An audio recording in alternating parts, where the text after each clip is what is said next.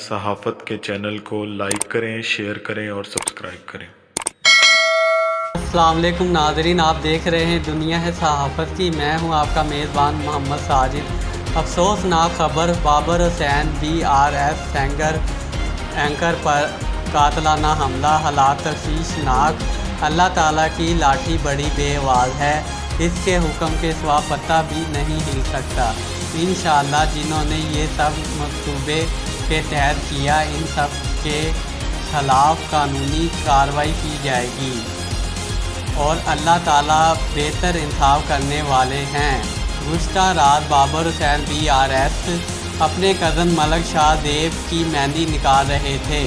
مہندی نکالنے کے بعد جب سب اپنے اپنے گھروں کو جا رہے تھے، تب عدنان غفور عرف عدو نے نشے کی حالت میں بابر حسین BRS کو گالیاں دیں اور جان بوجھ کر اکسانے کی کوشش کی۔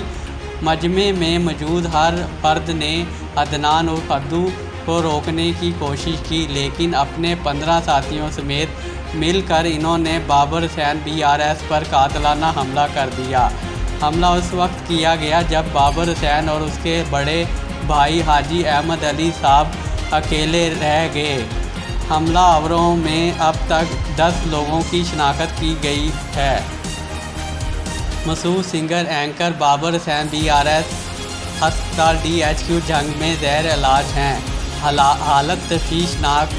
وزیر اعظم اور وزیر اعلیٰ پنجاب سے اور تمام میڈیا گروپ سے اپیل ہے کہ ان کو انصاف دلایا جائے، اپنے شہر کے ان انمول لوگوں کو دیرینہ دشمنی کی بھینٹ نہ چڑھایا جائے۔ ناظرین، ہم بنیں گے آپ کی سچ کی آواز۔ دنیا ہے صحافت